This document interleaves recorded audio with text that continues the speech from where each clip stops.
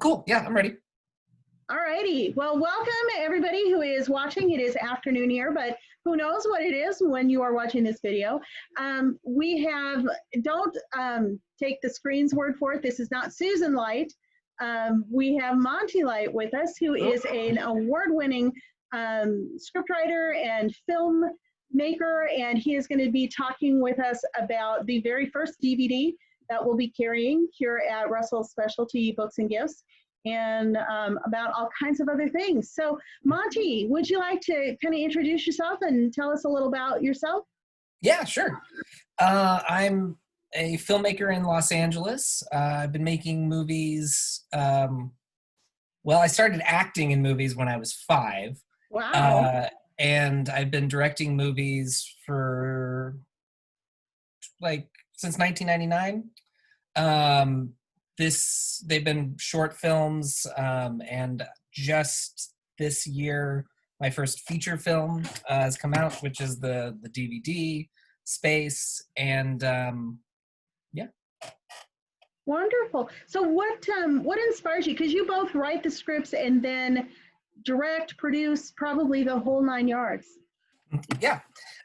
So yeah, it's just one of those things where my whole life it's been some variation of art, entertainment, performance.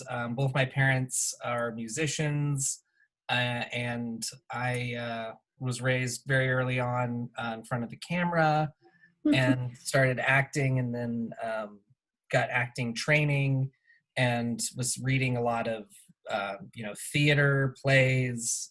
Grew up watching every kind of movie I possibly could get my hands on, every kind of TV show. So it's one of those things where I just didn't know any other kind of life. So it was only natural that it's like, all right, I'm going to pick up a camera and start doing this myself. And the writing part of it was also very natural. To me, it's one of those things where, like, yeah, I know that there are all kinds of filmmakers. Where's my watch? I know that there are all kinds of filmmakers who some write, some don't. For me, it's just been one of those things where I've been more inspired as a writer director, and it's also been easier, especially in independent filmmaking, which is my background, to have that level of control, Mm-hmm. to sort of see your vision all the way through. So it's like I act as my own editor.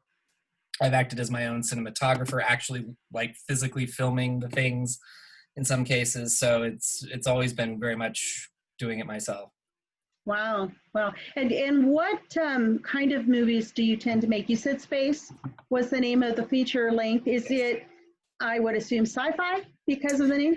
Yeah, it's a sci-fi horror found footage film, which is very, kind of specific in all those genres. But the horror and thriller tends to be my background, Mm-hmm. with a little bit of drama thrown into it. I've always grown up loving science fiction as well. My very first novel, my favorite novel I remember growing up as a kid was H.G. Wells' The Time Machine. Oh, So I I grew up, love that. Yes.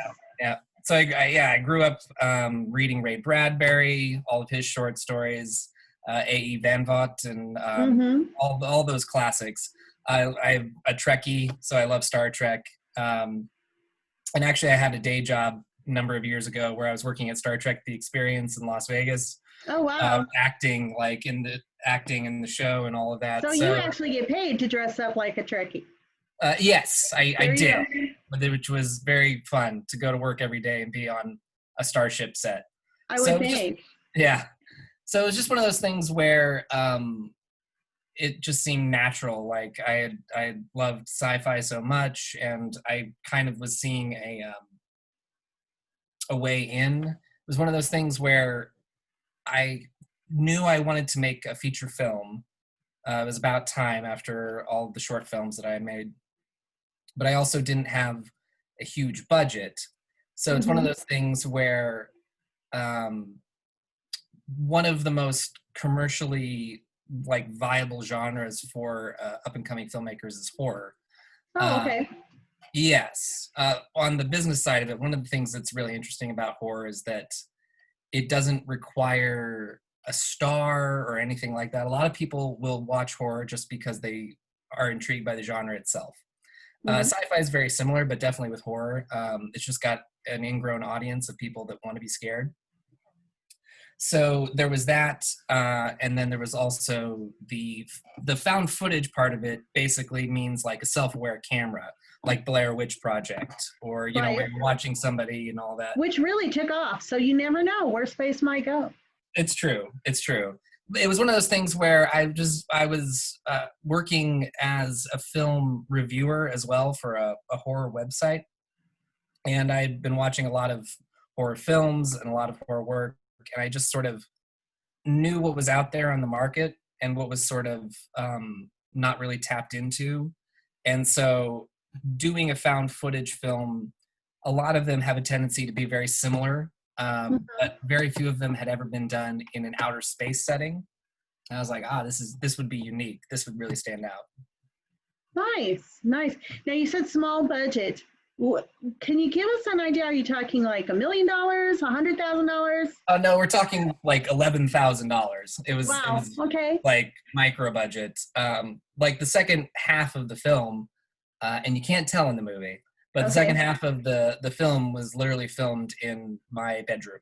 Wow. Like it was that low budget. But I gotta say, watching the clip, and we'll show the clip in just a minute, it does not scream low budget at you. I think it was very professionally done.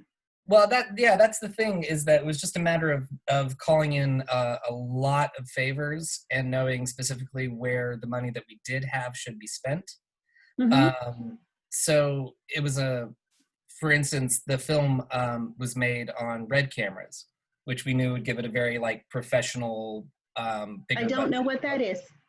Red cameras, they're some of the higher end brand of digital cameras that are out there in the filmmaking market.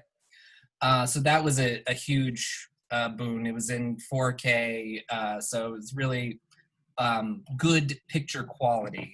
And then we spent the majority of our budget went to renting and furbishing a spaceship set for the first half of the film and for the second half. Because in LA, you can just find a spaceship set to rent. Yes. Yes. The Red Hot Chili Peppers song is correct when they say space may be the final frontier, but it's built in a Hollywood basement. That is literally true. There you go. That's so true. And then we spent some money on the spacesuits, the helmets that are used in the film. That actually was made by a friend of mine all the way out in Australia. Yeah, he also made the patches that appear on the uniforms and things like that. So we just had a lot of people, a lot of creative people that were really excited by just the project and working on the movie and wanting to contribute. And they all brought their A game. Nice. Yeah, so all of those factors, more so than the money itself, is why it looks so good. Why it does come off as such a polished film at the end of the day. It's because of the talent involved. Well, let's take that opening and let me figure out if I can share the video the way it is supposed to. Sounds good. I should have it keyed up here. Time submit.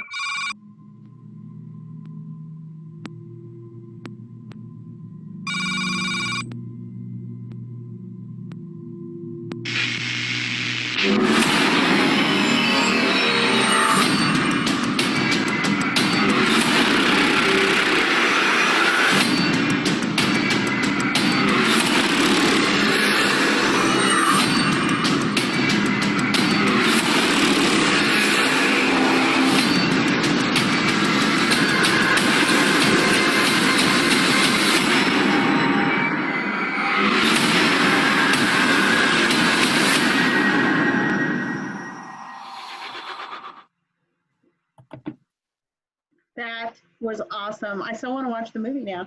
Yeah, there you go. It's still making noise on my computer, so hang on. Hang on.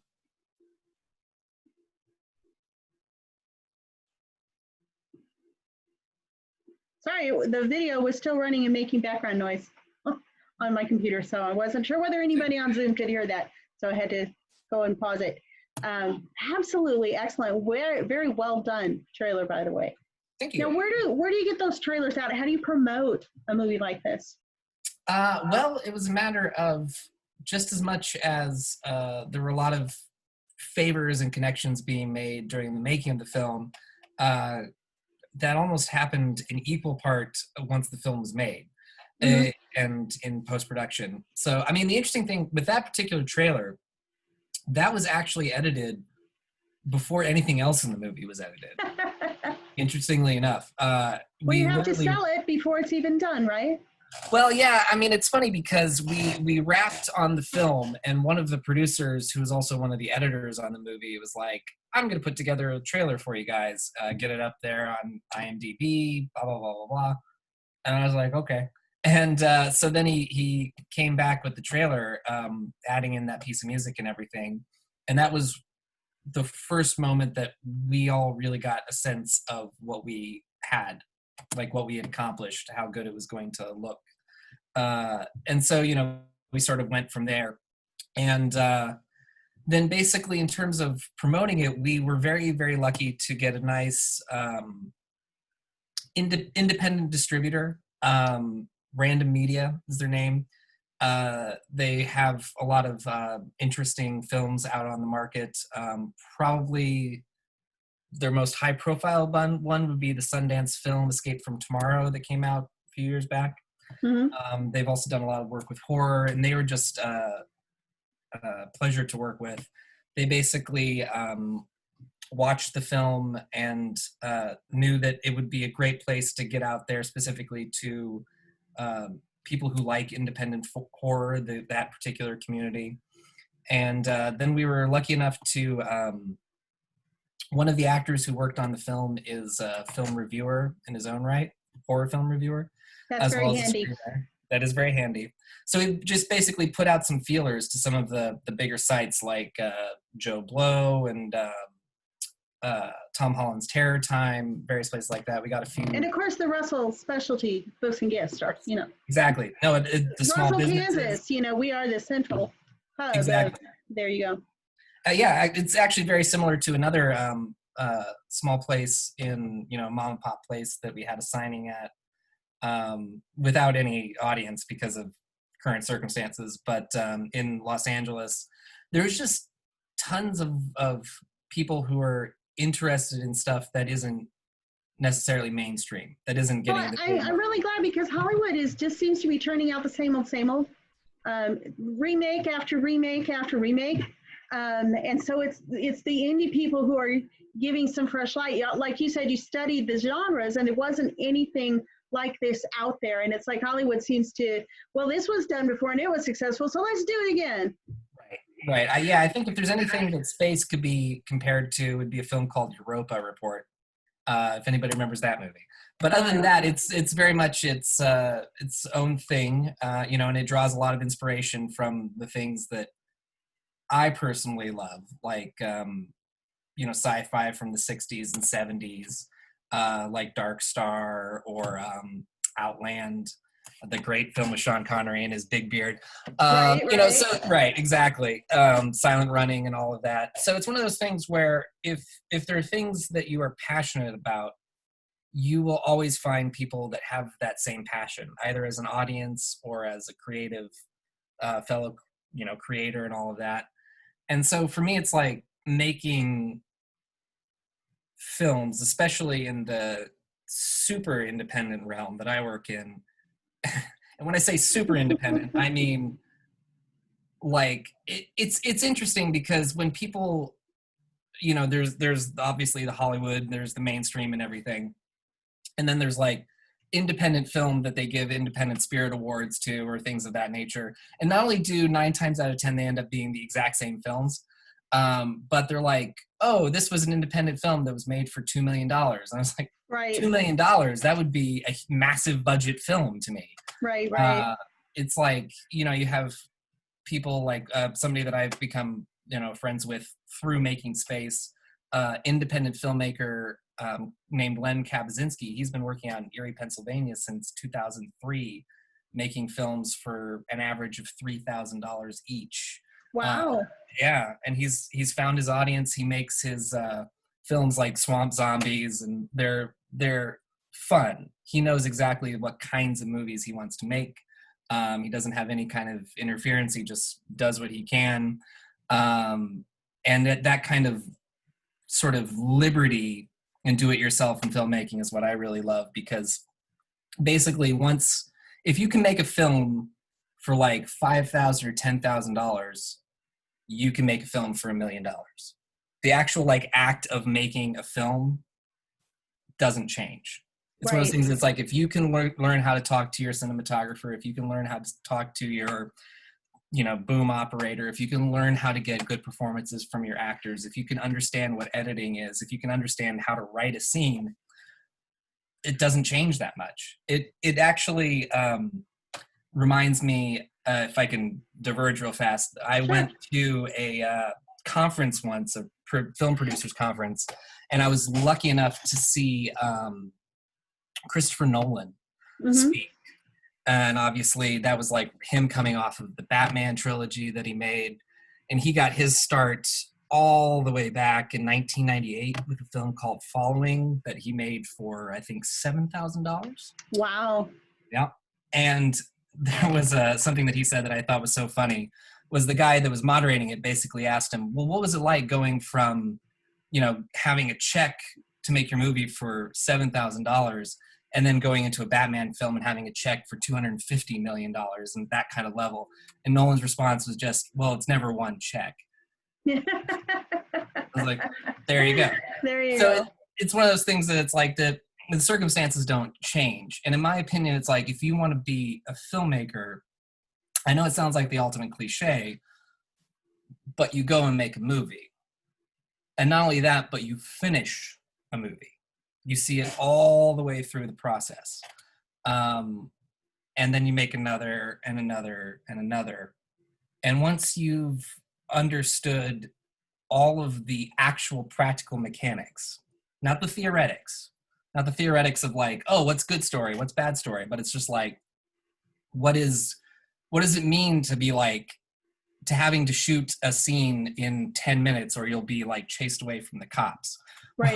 What does it mean to actually get live sound and having to go into an editing program and trying to like suss through all of the bad background audio to get the little bit of dialogue that you need and then mixing it in? If you literally force yourself to do every single step of the process out of necessity or just out of a desire to know how an actual film is made, then you're a filmmaker. Then basically you if you can get through all of that and you still want to make another, then you're a filmmaker. If you can get through all of that, So it's one of those things. Oh my gosh, I never want to do that again. Then obviously you're not. Right. There you go. Right. So that to me, it's like that's the meat and potatoes of it. There's no magic to filmmaking. The magic of it comes from that sort of eureka moment that you just learn to really love as a filmmaker. Something that comes out of like pre-planning meets improvisation. Like I think a really good example to me would be just recently during all of the COVID and coronavirus stuff that's been happening, unfortunately. It was one of those things where I noticed a lot of people posting online, a lot of friends that I had, they were, frustrated because they weren't being able to have jobs, like acting jobs and, filmmaking jobs and things like that. And I basically I decided to make a short film, basically, and do it collaboratively and remotely. By that, I mean, nobody that actually acted in the film was in the same room with each other, abiding by the self-isolation-ship and the quarantine and all that. Right. But see, what's interesting about that is that in order to make something like that work, and I just released the film actually yesterday. It's now online at my YouTube channel, youtube.com/Monte Light. We'll put that in the notes when we post the video. There you go. But what's interesting is that I basically storyboard storyboarded the whole thing. I've always storyboarded all of my films. I've basically just drawn it like a comic book. Mm-hmm. And then give detail notes to the actors where it's like, okay, your eye line is off frame left here, the other person's right. I want you to be closer in frame than the other person, to denote separation, isolation, all these different like techniques that come from the visual language of film. And so that was all the pre-planning. It's Right. like my process is basically, once I have my screenplay in place, then I storyboard, draw out the whole thing, and then I would sit down with my cinematographer and ideally then shot list the whole thing, which is basically the same as storyboarding, only done in words. And I usually like to have the cinematographer take point on that themselves based off of the storyboard. So the idea is that once we get onto a set, we know exactly what we're making. Mm-hmm. And then once everything has been pre-planned out, I've usually found that that's when people feel freer to do improvisation, and you get more good material out of that. It's Mm-hmm. not a matter of, well, let's just go in completely unprepared and see what happens. You prepare yourself even more, and that's when spontaneous things can be really, really, really interesting. And also in independent filmmaking, you have to do that so that you don't lose time or money. Because Right, because you don't have that big budget to extend and overtime and all that kind of stuff. Exactly. Exactly. So like, for instance, my feature Space, not only was it made for $11,000, but it was shot in 11 days. So we Wow. basically made the movie for $1,000 a day. And that Wow. was 8 hours, with 12 with like load in, load out. And we just maximized that time every single day. And then a lot of editing.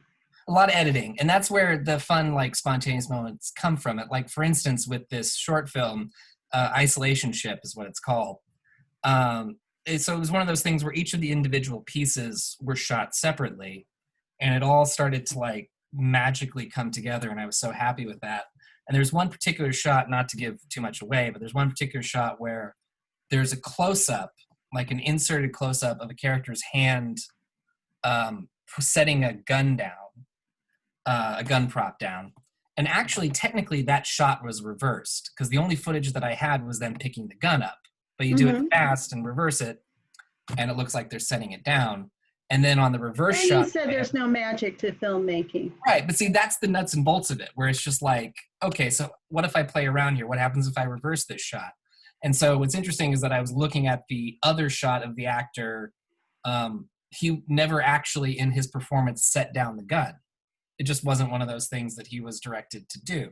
However, there was a part where he was taking off his jacket, and I suddenly noticed that the way his hands were placed in frame, you cut from him setting down the gun to him lifting his hands up, it matches perfectly. Awesome. And suddenly it looks like, oh, he set down that gun. And that's through all the power of editing. That's the special sauce of filmmaking. It's just lying, basically. It's like a magic. Well, no, it's like a magic trick. It's like kind of distraction and sort of telling the audience what they're supposed to feel, moving them certain places. That's one of the things that I really love, is the way you can create something new out of disparate elements that don't think that they're supposed to go together. And then suddenly, once you juxtapose them, people are suddenly telling a story in their head. And that we can watch on your YouTube channel. Yes, we can. Yes, you can. You can see that. You can see some of my other short films, in particular a web series that I made of horror short films called 1 Minute Medias. They're very, very short, as the title implies, so you can have a lot of fun with that. Now, you won an award, didn't you, for one of your films? I've won a couple of awards, yeah. Yes, I've won a couple of awards for screenplays that I've written as well. Awesome. Probably the one that I'm most proud of up to this point, at least. I won second round drama award from the Austin Film Festival. Oh, nice. Yeah, that was for a feature screenplay that I wrote, which hasn't been made yet, but hopefully down the line it will see the light of day. I would love to make that. It's actually not a horror film. It's a drama based off of my father's own life experience teaching music in prison. So Wow. So if yeah. anybody watching this has $11,000 in the bank, not doing anything productive, and they want to help Monte make that feature film, I'm sure you will be able to find a way to contact him. Yep. And I'm really excited, actually. Right before everyone got quarantined for a while, I just finished the first draft of my next film that is going to be made, called Blood Covered Chocolate, which Oh is my. yeah. That's a great name for a horror film. Thank you. That's been the usual response. People are either like, ugh, or they're like, oh, that sounds like a fun title. It's a vampire film. It's going to be shot in black and white, and we have the budget secured. So it's just a matter of seeing how everything kind of shakes out. Someday when the world opens again. Right. I have a lot of people, I have my production team in place, and they're, very excited about it. So fingers crossed we might be filming that by the end of this year, beginning of next year. Actually, what's funny is one of the primary inspirations for the script was Nosferatu, the original 1922. Dracula, wasn't it? Yes. Yep. Yes. The very first adaptation of Dracula ever made on film. And the guy in that one was really creepy, scary looking. Yes. So none of this romantic Dracula stuff for that one. No sexy vampires. He sexy like vampires, no. A walking bat, yeah. Yeah, and he was very creepy. Very creepy. It's almost 100 years come 2022 that film was made. So I just think it's interesting. 100 years of vampires in film. Wow. Coming out. So, well, Bram Stoker, wasn't that like in 1888-ish, 89? I think it was 1899. I think. I was close. Yeah, very close. Actually, funny story about that. The reason that Nosferatu is an unofficial adaptation is because F.W. Murnau, the director of that film, never got the rights from Bram Stoker's widow to make the movie. So he said, what the heck, I'll just make my own.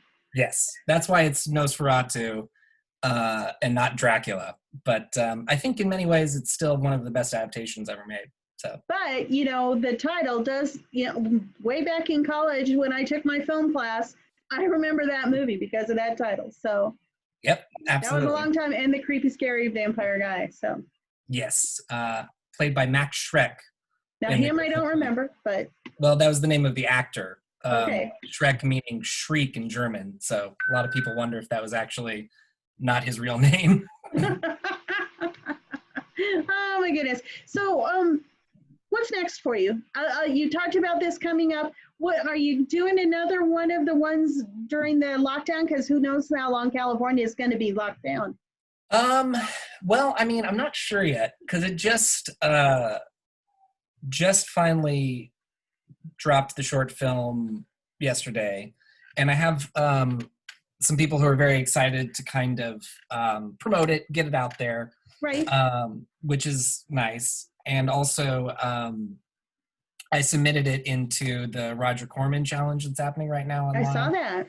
Yeah, which is super cool. Roger Corman's like 94 years old right now, and he's still, helping out young filmmakers. So that's nice of him. I'm not sure yet. I think it might be one of those things where, given how things go, I might start writing again. I definitely want to sit down and actually storyboard through all of Blood Covered Chocolate, as I mentioned before with the process. So you'll be all ready, you bet. Yeah. So there's a lot on the plate. In terms of what is available for anybody who's interested in my work now, there's obviously going and getting the feature film, and also check out, there's a collection of my older short films that's now out on DVD and Blu-ray as well. Now those I don't have in the store, but I do have space, and I think I have signed copies coming. Don't I have? There's signed copies I know are coming of the feature film. Space. Right. Yes, and just ask and we can get you some of the shorts as well. There's a collection of 5 shorts on that. It doesn't include the new short film that I just made, but it's a lot. They can watch that on your YouTube channel. Yes, and they can go to the YouTube channel for that. So yeah, right now that's kind of where my work is at. And I mean, also for those of you who, uh, sorry to say, Linda, but if like they're not near your store and still wanting to maybe track down the film, and they don't mind having like the digital copy or whatever of it, it's also available up on Amazon and Vudu and Vimeo and YouTube. And we A are lot of all digital content. streaming like mad right now. So don't feel bad. If you're not in Russell, go stream. Right, because you know the government says don't go outside or you'll explode. So That's you can right. stay inside and watch space. And then just be scared half to death. Don't watch it at night. There you go. There you go. Actually, you know what's really funny is that, and it'll make sense for those of you once you watch the film. But what's funny is that the way that we're communicating right now, via screens and cameras and all of that, that's what happens in space. That's what happens in the film. And it was so weird because we actually shot it like 2 years ago, and the screenplay was written like 2 years ago. And it was this whole idea of like, what if astronauts are stranded out in deep space, separated from one another in escape pods and need to communicate to each other? That's the basic premise. See, that's one of the things that has always fascinated me about sci-fi, is that sci-fi envisions things that don't exist when they're put together. And then somehow, look at all this really cool stuff in Star Trek that now is commonplace. So yeah. So I definitely had a moment once the film was like coming out, as this was happening, that I was like, wow. Of all the things that bizarre, isn't it, how that works? It was very bizarre. So I'm very curious what you, the audience member, thinks about that once you see it. If it's like, oh, that's an interesting kind of getting it wrong, or I'm so mad at getting it right, or it's like, oh, I'm so mad at you for predicting this. So yeah. Anyway. Now, do you have a website that you want to direct them to in addition to the YouTube, or is YouTube really all the YouTube site is like my primary site. If you like what I do, and maybe want to throw a little support out, I do have a Patreon. Okay. Patreon.com/The Real Monte Light. Somebody, I don't know. That's it's one of those things. When I was trying to like set it up, I was just like, wait, Monte Light's not there. I'm the real one, I promise. Who knows? But anyway, it's easy to remember. That's true. I'm the real one. I'm really here. But yeah, you can check that out. You get there's actually a short film that I made several years ago that's never seen the light of day anywhere else but my Patreon. Ooh, which I'm still incentive there. Little incentive there, yeah. You also get updates on like what I'm working on. There's a couple of pages of my vampire script that's available there. I'm always like constantly communicating, and it's only $5 a month. Awesome. So yeah, those are kind of the two big places you can find me: my Patreon and my YouTube channel. So make sure you send me the link to that, and I will put it on the link to this video when I post the video. Absolutely. All right. Anything else you want to tell people? Nope. Just keep watching movies. Keep watching horror films. Keep watching any kind of films. Don't lose spirit, and we'll all get through this. Awesome.